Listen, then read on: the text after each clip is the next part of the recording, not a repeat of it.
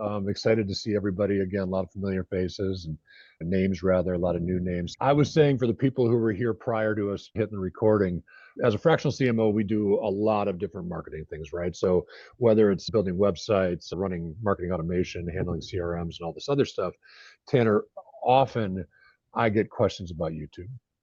Mm. And we're active with YouTube. We post a lot of videos to YouTube. We like to do embeds on the website, so we're getting YouTube credit, which of course is Google credit as well. But the crazy stuff I get seems crazy to me is when advisors show up and they're like, "Hey Charlie, check this guy out." And I've got a couple of examples, but check this guy out. He's got 250,000 followers. If we can do that and I can get 1/10 of 1%, that's all I need. And I'm like, whoa, do you even know what that means to be playing in numbers that big? And some people have been very successful with it. Tanner, it is a competency of ours at Social Advisors and of mine. It is not a core competency. So Mhm. it is awesome to have you here because I think it's what you do and it's what you do for financial services industries. I'm excited for you to take guests through a presentation that goes through things like strategic, right? Not only that, but equipment, what it means to work with you and your team at FinVidi. So these are fun for me too, because dude, the presentation is yours. Oftentimes I got to talk a lot during these, and I get to kick back and learn today too. So I appreciate that. So without further ado, my friend Tanner Westmoreland, thank you for joining me today. Tanner's company is FinVidi, and they are specialists at YouTube for specifically financial services. So couldn't have a better guy. Awesome. Thanks for having me, Charlie. And I'm just as excited as you to go over what the YouTube landscape looks like in 2026 for financial advisors. It's a big opportunity. And I think that a lot of things that are happening right now in the broader social landscape makes it all that much bigger and more accessible, even with some of the tools that are coming out. I think other social platforms are important, Instagram and LinkedIn and what have you. But I think that YouTube has really separated itself as a differentiator platform and a big opportunity for advisors to establish trust. And that's what we're going to be talking a lot about today is just how YouTube is a trust forward platform where prospect clients feel like they're learning from a real human and not an AI generated piece of copy or infographic. And so I'm excited to go over that today. Just quickly around what we'll cover is first just a little bit about the opportunity by the numbers of YouTube. Next is content ideation. I speak with a lot of advisors that say, hey, I want to start this, but I'm not sure what type of topics to talk about. I don't have ideas for scripts. Where do I start? What's the best thing to make first? Then we'll go a little bit over production, some of the basics, as you mentioned, certain equipment packages and where to get started. For the DIY advisor out there, I'll go over briefly some editing tools that they can consider. And then finally, around distribution that gets results and a little bit about compliance considerations as well. So, just a little bit about me first and foremost. Most important fact is that I used to have a mullet.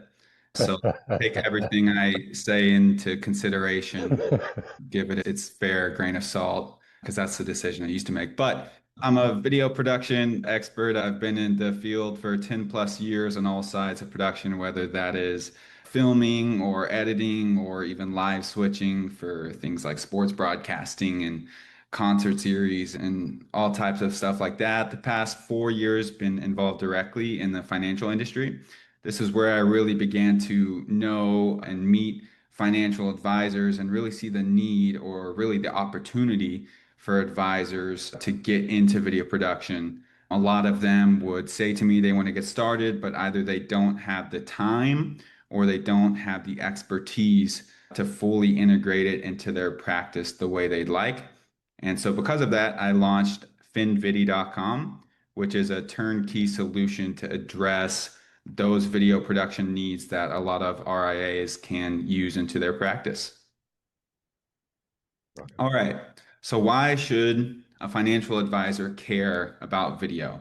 And I find myself less often having to really address this or tell advisors why. A lot of them these days fully understand the importance of video production in today's landscape, but we'll go over a few stats to go over it anyway.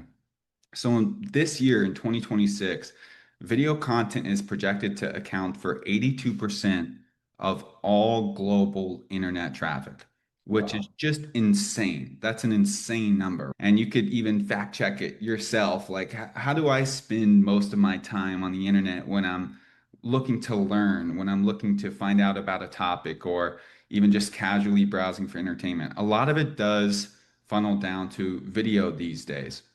With that, 93% of marketers say video gives them a positive return on investment.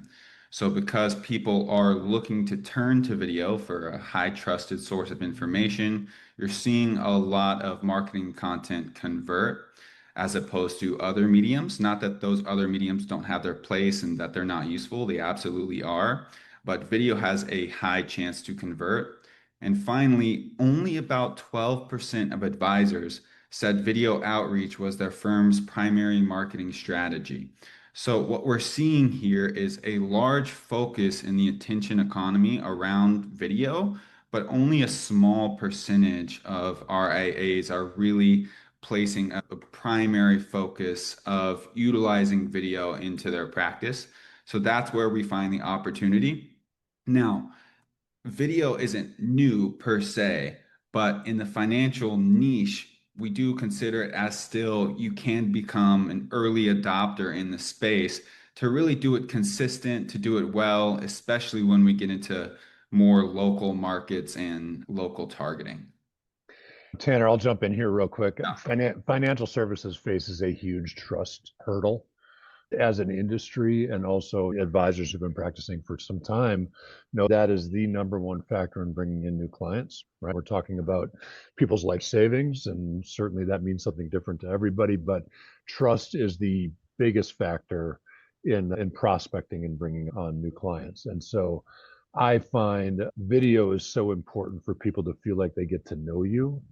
You can post content all over the place all the time, but and pictures help too, but video accelerates that trust factor in getting to know a brand, getting to know an individual, and feeling like giving people the opportunity to feel like they know you long before they do.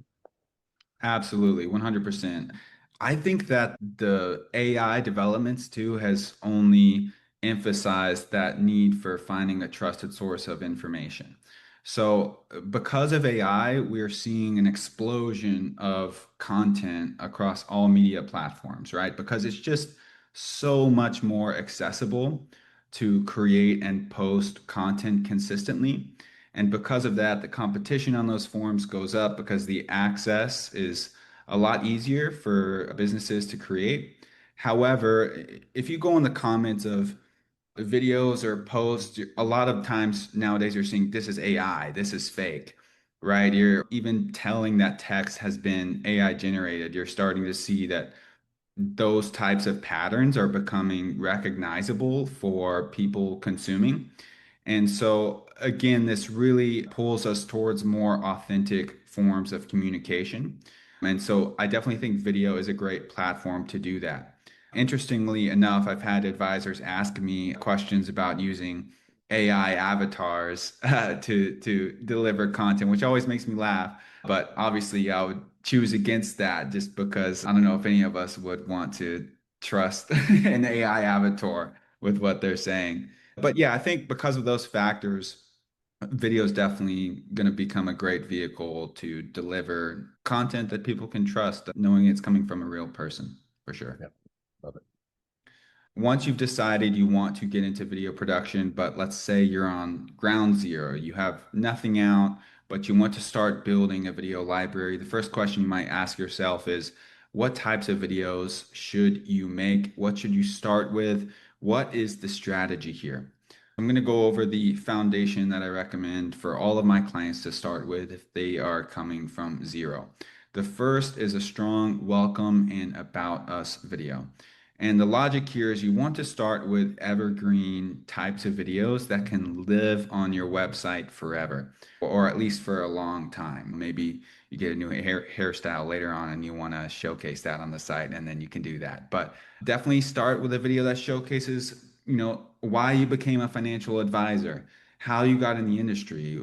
Tell us about your firm and the location you're at, and your team. These types of videos are great places to start because once a prospect finds you on your channel and they're cold, they can go in and see more information about you and your firm, and those typically live longer than a short form educational style video that might expire as soon as, a law is changed.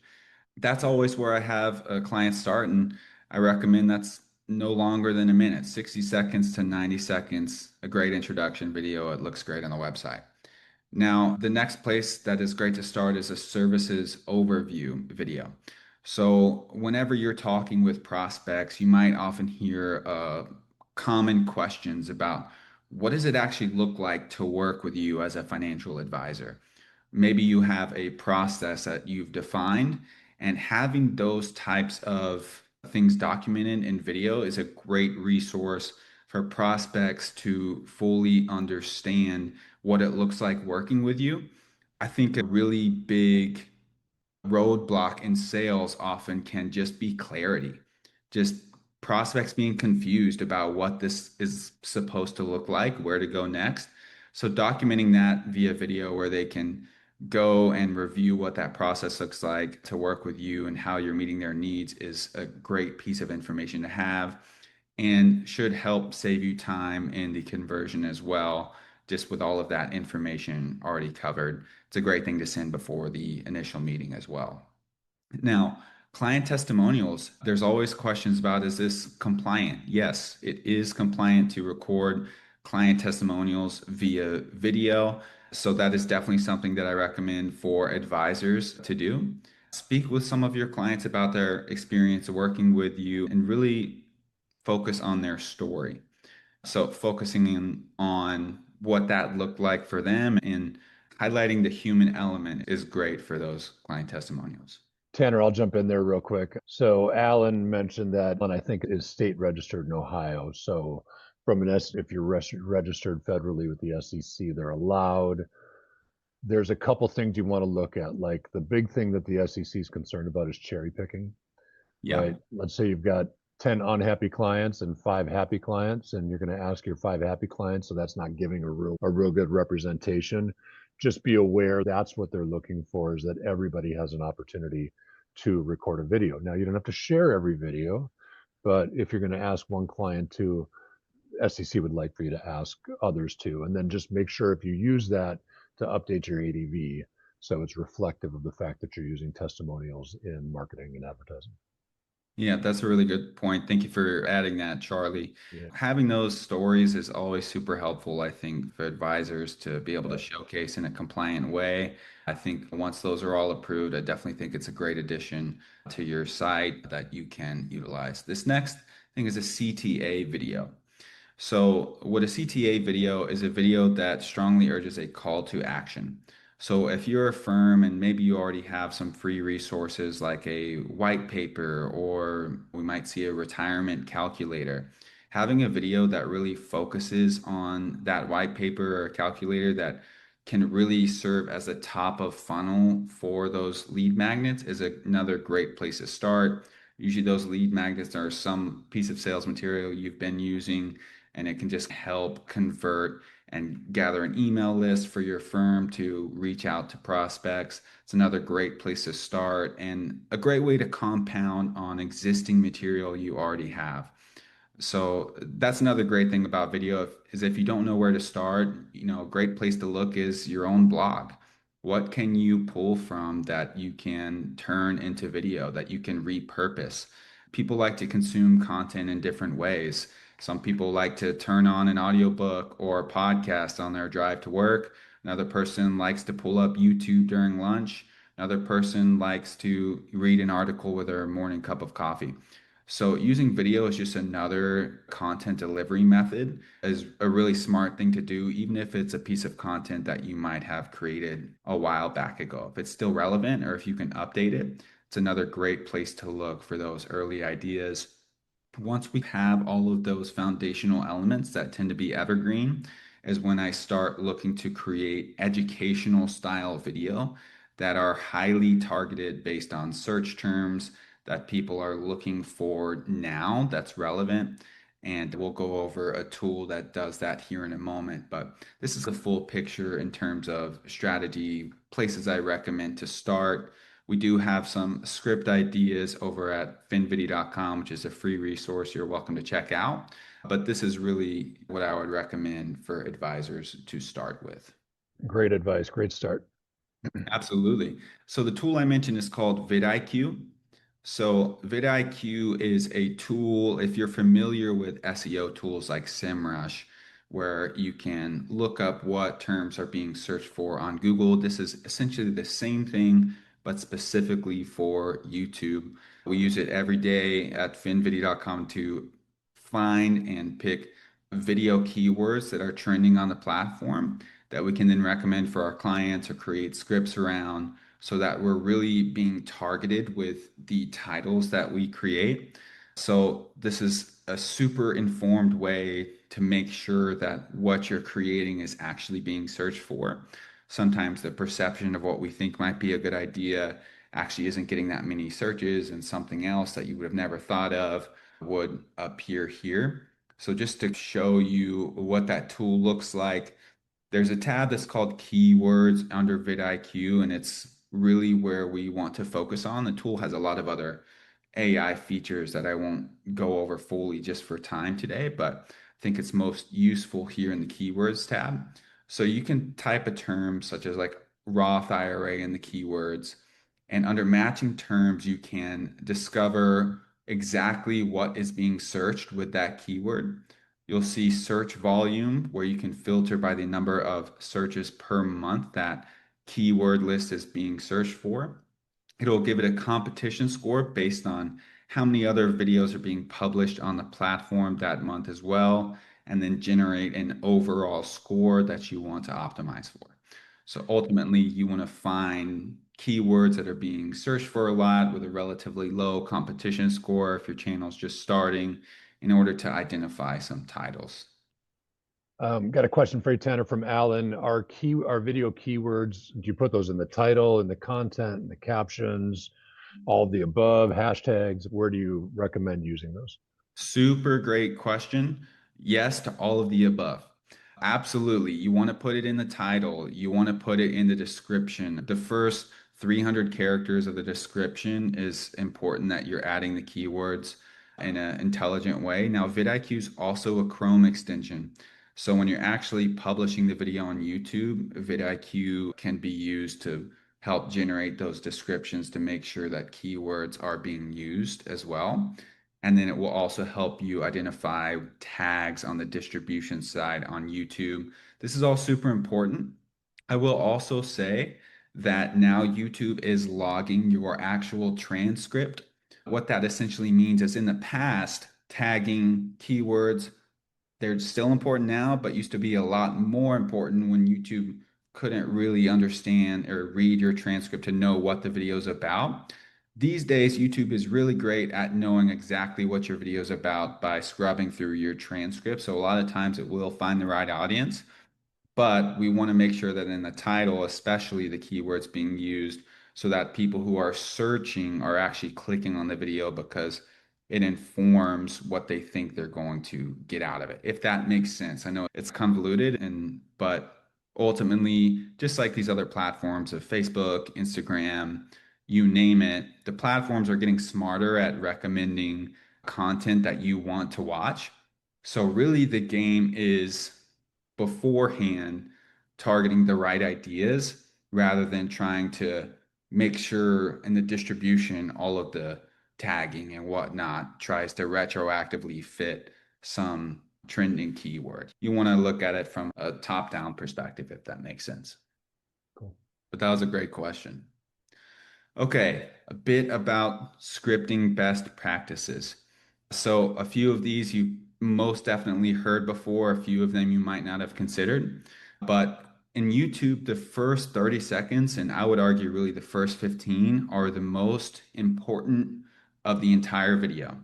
So if you don't hook them right away, and it's becoming more important in this attention economy where somebody can scroll away so fastly, you're going to lose them, and retention seems to drop off rapidly. So in the first 30 seconds, you want to make it the most engaging hook. But what you need to consider is that hook clearly establishes expectations for the video. It signals to the viewer that, yes, this is what I'm here to watch. I clicked on the right thing. I'm going to be informed. This is what I'm here for. It's almost like when a viewer clicks on your video, it's like entering a contract that I'm going to deliver on what I'm saying I'm going to deliver on in the title. And so if there's any type of diversion in the beginning from what the title and expectations you laid are, the chances a viewer is going to click away is extremely high. So you want it to be engaging, but you also want it to be clear on the expectations you set. Like Uh, I can speak to that, Tanner. Like outside of financial content, very important there, but a hobby of mine is wrenching on old cars. yeah, So I've got an old Volkswagen in the garage, and a lot of what I learned, I'm not trained in this. I'm just yeah. playing. YouTube has been my training ground. And I know very quickly, to your point, 15 or 30 seconds in, if I'm doing the brakes and I'm watching a video that's going to tell me about something other than our rotors and I'm doing calipers, I'm out of there very quickly. So, to your point, setting proper expectations is super important for me as a user of the platform. Absolutely. Yeah, I think it's one of the most important elements on a video getting clicked on as well. And what I like to say is clear over clever every single time. So when you're thinking of naming your video, trying to come up with a New York Times catchy title, like people don't think about your title that long. It needs to be immediately understandable, super clear, clear over clever every time when you're looking to name a video and establish expectations right away. The next thing is simply just to keep it structured. People like to know they're going to be walked through a process, walked through a flow, rather than just a rambling, a scattered idea. I think there's a place for that, especially in shorts. But if you're looking to create long form content, think ahead of time about how you're going to present your video in just a structured way to maintain retention. If a viewer feels like they don't know where you're going next, you can lose them a lot of times.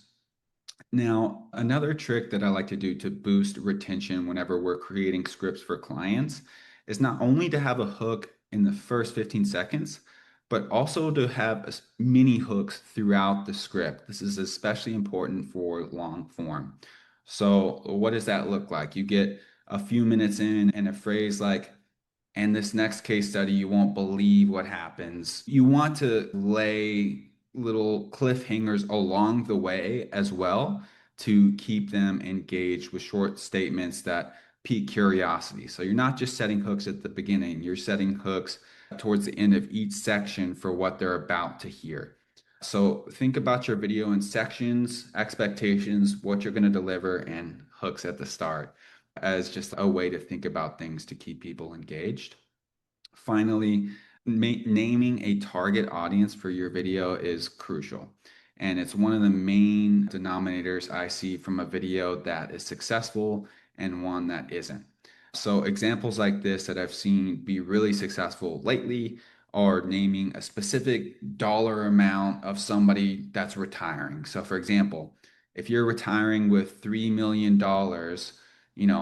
watch this first. If you're single and you want to retire with $1 million, these are your considerations. That's important. Or if you're a business owner looking to exit, these are the considerations. And I might go a step further on the type of business owner. If you're a tech executive and you're about to leave your company, here are considerations. Be super targeted to who you're talking to so that somebody scrolling through a list of titles can confidently say, this is for me.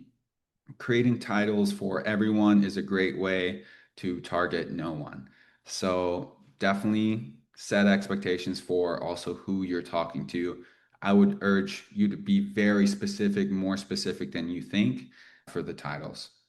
And then finally, something that is super important is you want to create videos with a view of moving that cold prospect down the funnel.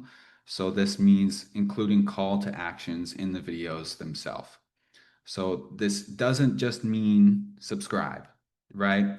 This means, and if you want more information on the topic, I have a free guide on my website below. Making those call to actions relevant to the title you're speaking on is one of the best ways to convert those viewers to not just subscribers, but to calls and booked meetings. And I'll show you here a little bit what that funnel looks like, but don't miss out on that opportunity to include a call to action in your videos to think about it from a strategic standpoint as well, instead of just can subscribe. Tanner, I'll throw, if I can, I like to put the link back to the website or that resource within the description. I don't know if it helps SEO. I suspect it does because it's another backlink. So our ability to create multiple backlinks out of YouTube is probably better than any other platform. Yeah, that's a great point, Charlie. And I'll also add that because YouTube is owned by Google, we're Yeah, starting to see a lot of YouTube videos being recommended in Google AI or Gemini searches. yeah, So this is not only important for YouTube itself, but also for generative engine optimization as well. That's a really increasingly big factor for information that these AI engines are recommending for searches as well. yeah. Love it. Okay, so next question, how do I record quality? Just going to go over some production best practices, hopefully some tips that advisors that are looking to record can take away. Starting with equipment, really there's three different tiers that I look at for advisors that are recording.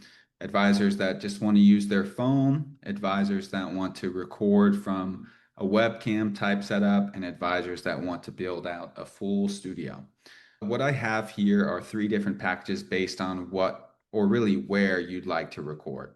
These days, phones are much better quality than they used to be. And what I always recommend advisors is to start with what you have. A common roadblock I see in looking to get into all of this are I'm going to do it, but I'm going to build my studio first. Yeah, Or I need to get this piece of equipment and then I'm going to start recording. The phone cameras are great these days and should not be a roadblock in stopping you from recording. Now, what I have listed here are a few accessories you can consider, but really the quality baked in is already great. So don't let equipment be a roadblock for progress and getting started. Now, if you were just to look at one of these items, I would recommend a tripod just to keep things stable, right? To keep your footage from being shaky if you're holding it up yourself. And now the next important would probably be the selfie light. So lighting is super crucial in any video setup. Charlie, you have great natural light on you right now, which is great. Just making sure you have some source of light on you to make the quality look better is important for sure. And then finally, I have a little mic attachment that you can use. We have a full list of like video equipment on finvidi.com. So if you want to look at the actual equipment on Amazon, you can go and do that. But this is just the essentials for iPhone recording. Now, next is webcam recording. Say you want to make video recording a part of your workflow at the office, or you want to have a designated space for doing so, but want to use a webcam. These are what I would recommend. The first is this Logitech webcam. It's 4K. It's amazing quality, super easy to set up, as well as this also Logitech streaming light clips onto the top of your computer. And then finally, this Rode NT USB mini mic. Now, one consideration for these is to double check the input on your computer to make sure that the cord matches with the inputs that you actually have. So if it's an older computer, you might have the old USB insert, where a lot of these are the USB-C or Lightning inputs. So that information as well is also on the equipment list I have listed there for you, but just double check that if you're using an older computer that these are compatible. But if you're using anything newer, you should be good to go. And then finally, we have a studio recording package. If you're an advisor and you are looking to build out a studio, or maybe you like to nerd out about video equipment like I do, this is what I recommend. This is like best bang for your buck, pretty top of the line DSLR. It's still pretty easy to use. It's a Sony Alpha 7 kit, as well as some soft boxes, which give you some nice, well-rounded light. And then these Rode Wireless Go 2 pack mics. You see these on a lot of videos these days for like content creators. It just clips onto your shirt and then plugs into the camera. Super easy, user friendly to use. This is what I would recommend for that top of the line equipment package. Now, moving on just to a quick self-recording checklist. Feel free to screenshot this if you're looking to record and put it on your desk, save it to your desktop. Just have something you can quickly go over before you start recording and just help with those little mental reminders. The first mistake I see a lot of people make whenever they're recording is just the framing, right? You want to make sure you're centered, not left, not right. You don't want to cut off your forehead. I see a lot of people recording here. I see people where the camera's tilted like this. Like, it's really funny, some of the footage sometimes, but just make sure you're centered, give yourself some headroom. A rule of thumb I like to say is I put my hand on top of the head and I like to frame the hand around where my pinky is, just to make sure that as you move, you're not going to cut off your head. Yeah, you want to look in the lens as much as possible. That's another mistake I see. So maybe you're using like a script or slides. It's always fine if you're using that, but try to talk to the camera on the screen as much as possible. It makes a big difference. Now, in terms of lighting, you always want to make sure that the light is facing you. If you are recording in an environment that has a window, you don't want to put the window right behind you, because what often happens is the light will overexpose your background and just look like a big giant white blur. So make sure that if you're using natural light, which is great, it's facing you, not behind you, so that you're overexposed. Now, in terms of your setting, obviously you want to try to have a clean background. Having some depth is great. So always will look better than recording in front of just like a flat wall.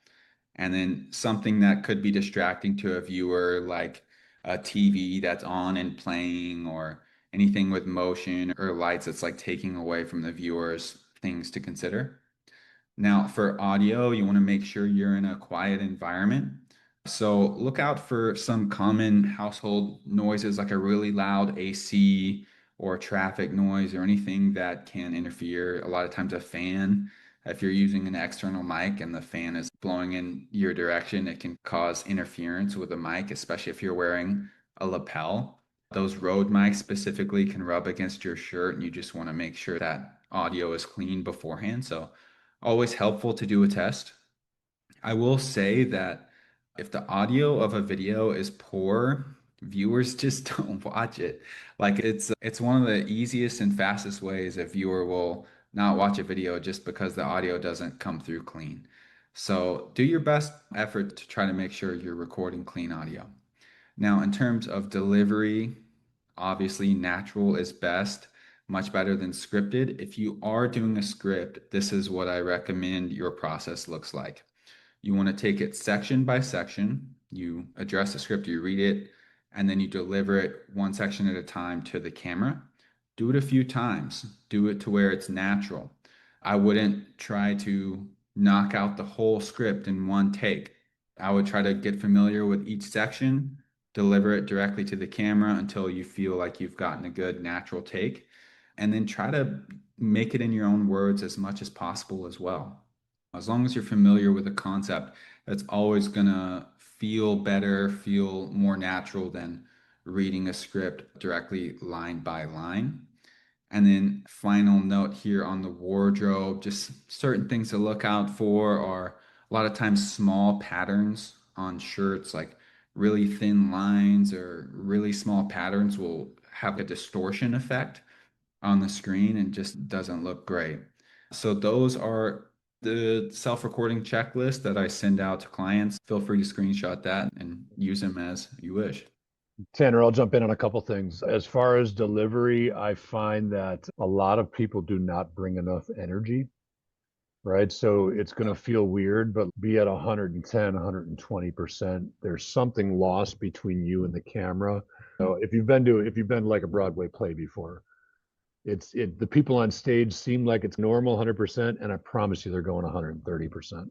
Yeah. So bring that kind of energy. If you are going to use a teleprompter, move your head just a little bit so you're hiding the eyes moving. Just a little bit of this. I don't know what else. I like what you said about patterns, right? Small patterns on your shirt will start to get busy almost. You can almost see an electric to it. Yeah. Um, yeah, this is a great list. Hey, you guys have some really good resources, Tanner. I'm stoked. Yeah, absolutely. Another thing I forgot to mention is pausing and smiling, forcing a smile Yeah. on your face before you start your next take goes a long way, I promise. So if you want to take something over again, take a second, take a breath, smile, force a smile, even if it feels silly, and then deliver, and it will come off so much better. Yeah. Now, for an editor's sake, whenever you go to take something over again, give it like a second or two. And if you're editing or if you have an editor, they'll thank you. It makes the cut a lot cleaner. A lot of times people will try to start over mid-sentence and then the cut looks harsh. And then another note as an editor is the wider you film, you give your editor a little bit more room to do what's called a punch in, to have a cleaner cut so that it doesn't look so jarring when you're cutting from one take to the other. So try to film a little bit wider than you might think and give the editor some more room to punch in. Now, we'll mention one platform that I recommend for advisors to record on. It's called Riverside.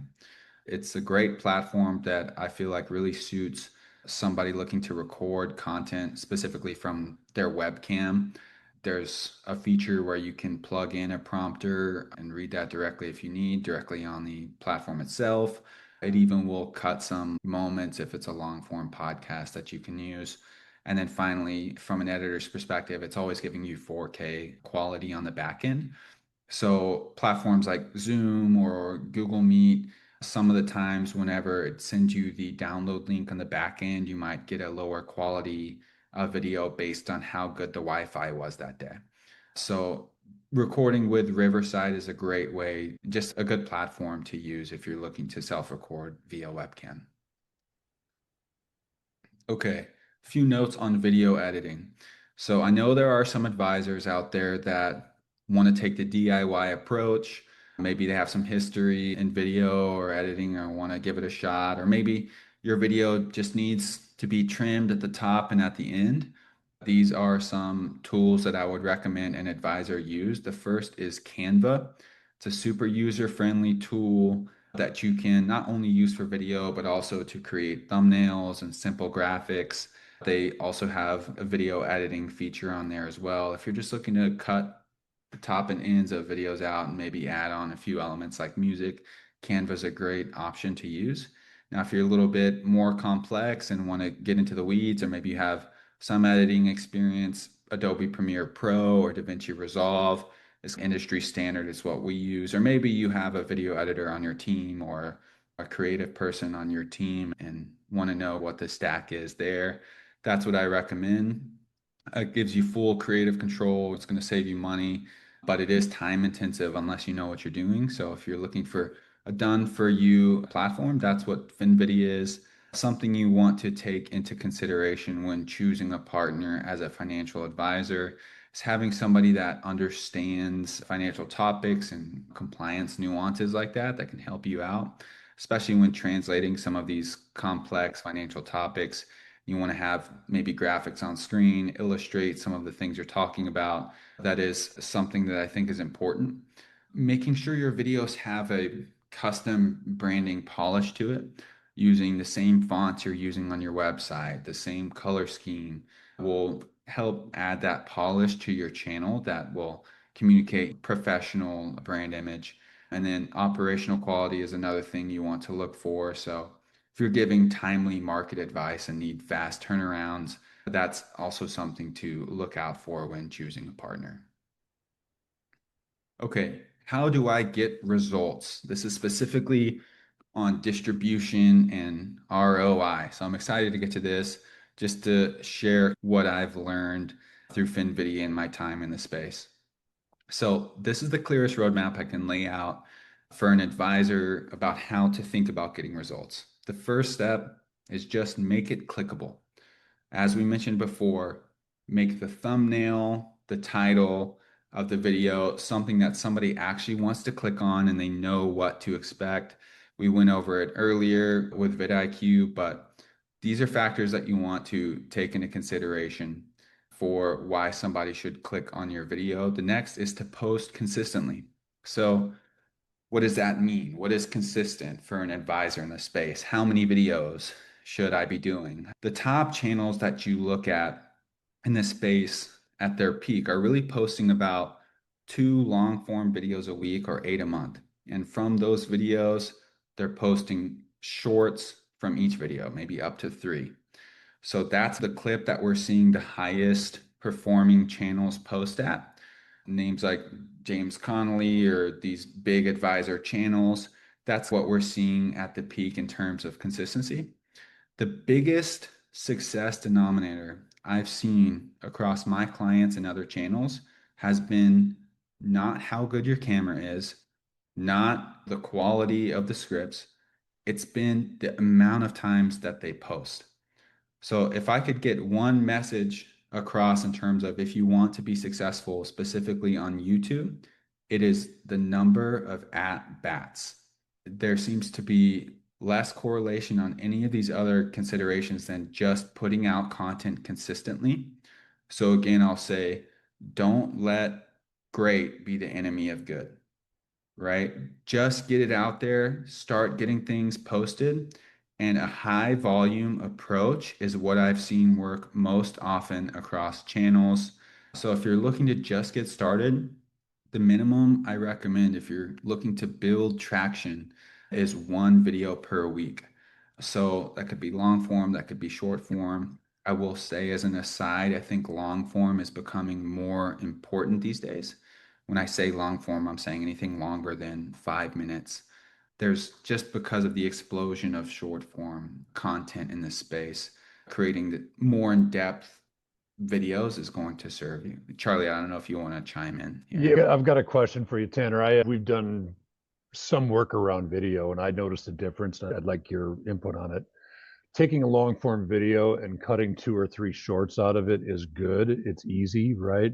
Yeah. But where we've actually seen a difference is taking a long form video and then recording 2 or 3 shorts that are intended to be shorts Yeah. versus that are more promotional of the long form video versus that 45-second clip that's part of a long form video, though it is in shorter format.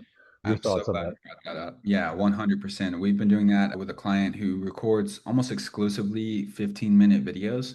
And when he started, we were repurposing shorts from the platform. But what I think is a really big opportunity, as you mentioned, for shorts is creating content specifically to fit within those 60 seconds.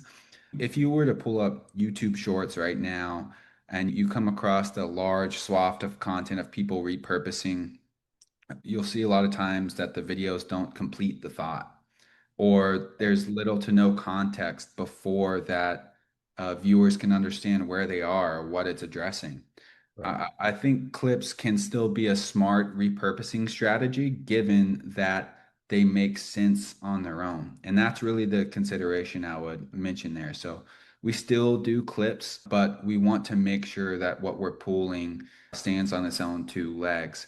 And if you do record like an extra 60-second clip afterwards that's meant for YouTube Shorts or meant for LinkedIn Reels, that does perform better and gets better engagement just because it feels more like a complete thought than something that is pulled out of context and takes the viewer too long to get there, to understand where we are. I think a lot of this came from the podcast explosion, and then people started applying it to other things that it just didn't, as much. So Agreed. Yeah. 100% great point there. And then, yeah, so consistency is really the name of the game. What we're seeing is the TikTokification of every platform. If you look at LinkedIn on your mobile app, if you look at Instagram, if you look at Facebook, every one of them has a vertical shorts tab on the bottom feeder of their app nowadays. So these short form videos are becoming a lot more accessible, and B, there's also a lot more competition there. And so while everybody likes to think about shorts, I view shorts as more of the top of the funnel to drive viewers towards more in-depth content where you really build trust at. So if I were to choose between making a high volume of shorts versus 4 long form videos a month, I would choose long form every time, just because you have a greater chance to establish trust with your audience. I only think about shorts really as, like I said, the top of the funnel to build trust later. They definitely have their place, but it's not, in my opinion, meant to stand on its own. Or just not the best vehicle to deliver the trust that as an advisor you want to build with a prospect. One quick thing I'll note from advisors and clients that I work with is often when they start to really notice the results within their own referral network first. So, in terms of the timeline about what this looks like, in that first quarter, that first 3 to 6 months of posting consistently, you'll start hearing people that you might not have heard from a while, or a friend of a friend shares your video and they reach out. You'll start to see more touch points in your initial referral network. And then the Q3, Q4, once you have a video library start to build up, you'll start hearing from colder prospects. And even those prospects, to you, they might be cold, but to them, we hear stories like, oh, we've been watching your channel for 3 months. And just now was the time that we decided to reach out. So that's a little bit about what that lifestyle looks like. And I'll share a case study here in a moment. But that's the philosophy. And then finally, here is just to drive the value in every video. You want to think about somebody that is looking for high value educational content in their moment of need. So making it high value as possible and less of a commercial. Sometimes you might stumble on a channel or somebody who has a channel and you click on the video and the whole thing is about why their firm is great, right? And why they do it the best. But to a cold prospect, they're not searching for that. How can you provide value to their life now before the sale? And that is self-explanatory. But okay, here is a case study of somebody that we've been working with for about a year and 3 months. When they came to us, they started with 0 videos, 0 subscribers, no YouTube presence at all. And within 1 year of posting consistently, they were able to add 10 million in assets under management from posting twice a week. So this is that high volume strategy that I mentioned, Charlie. One quick note here on the difference of leads from YouTube and posting consistently versus advertising. This advisor was using Facebook ads pretty heavily, but he noted that a lot of times the leads weren't very qualified. So they were only closing about 8% of the prospects that they booked calls from these Instagram and Facebook ads. But the prospects that they heard from YouTube, they closed at a 25% clip. And the reason from that was that these leads show up warm. As I mentioned before, they say, we've been watching your channel for months. So the buying intent is a lot more established. The trust is established. Once you become a go-to source of value, a go-to source of knowledge on your expertise, then whenever you finally do speak to a prospect that discovers you through your channel, they're much more likely to convert. So in 12 months of consistent posting, they went from 0 views to over 100,000 views. They went from 0 subscribers to 1,700 subscribers. Their channel was monetized, so it's making them a few extra $100 on the side just from the views alone. That translated to 250 calendar clicks, 16 calls booked, and 4 clients closed. Now, one thing that is notable for what growth looks like on YouTube is it's an exponential form of growth, much like investing, right? So you don't see a curve that looks like this, right? You see a curve that's almost like stair steps, and each stair step gets twice as big as before. So you have a baseline that you start with. Maybe your videos start with 10 views, 20 views, and it's your immediate network, and then it gets shared. What happens is if you're posting at a high clip, one of those videos will connect and will reach a larger audience, and then your baseline will get higher. And so each time it's like a snowball that builds upon itself. So that same advisor in the first 3 months of this year has gotten 92,000 views in just a few months. They've surpassed 3,000 subscribers. So they've almost doubled their first year results within the first quarter of this year and 40 additional sales calls. So you can see the momentum building upon itself. And this is a realistic timeline about what it looks like to build a channel. Looping back to the beginning of our conversation, Charlie, where somebody that's getting started and they're saying, here's a channel that has 250,000 subscribers. I want to get there. What does that look like? How long does that take? This is a realistic picture of year one and what that looks like. And Tanner, I love that you're demonstrating that it doesn't take 250,000 subscribers, Yeah. right? I mean, that's not the metric we're actually looking for. Yeah, that's such a great point. That's 100%. that's good vanity. It looks good. It's credibility, but yeah. Anyway, good point. Definitely. Yeah, you're looking to go deep, not wide. And yeah, in terms of advisor effort, how much time am I going to be spending doing this a week? For our clients, the ones we do scripts for, topics, editing, and publishing, they report they spend about 30 to 60 minutes a week recording and kind of reviewing the scripts. So that's what the time investment typically looks like for advisors that say, man, I would love to do this, but I just don't feel like I have the time.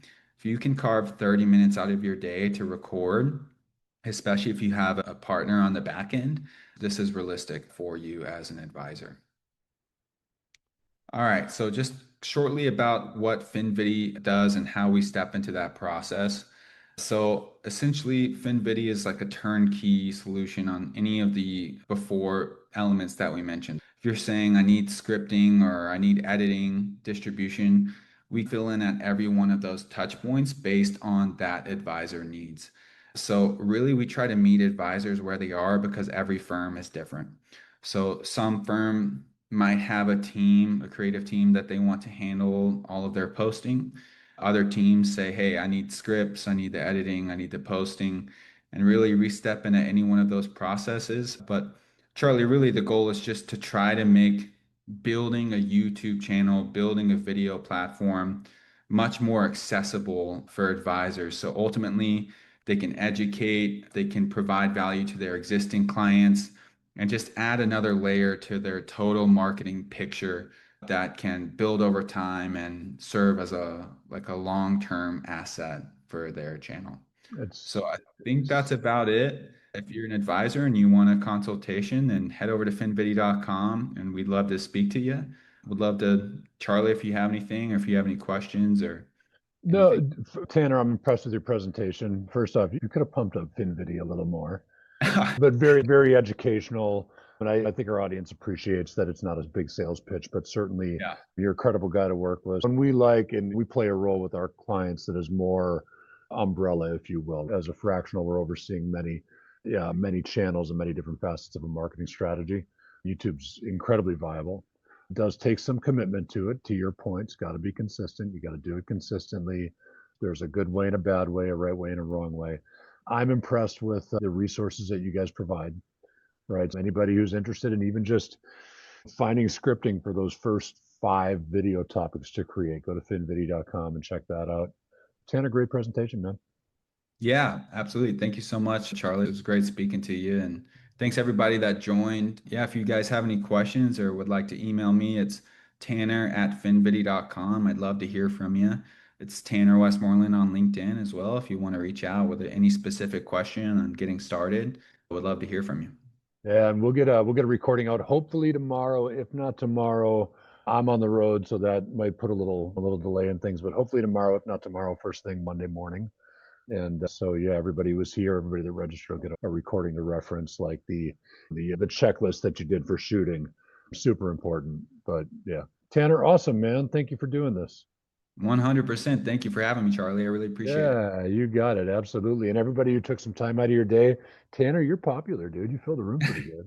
But everybody who took some time out of your day to learn about YouTube and how to grow a presence, and more important than that, how to grow a pipeline using YouTube. Thanks for showing up. And Tanner and I are always resources to you. Awesome. All All right. right. Thanks so much. Cheers, Tanner. We'll see you soon, buddy. Bye bye.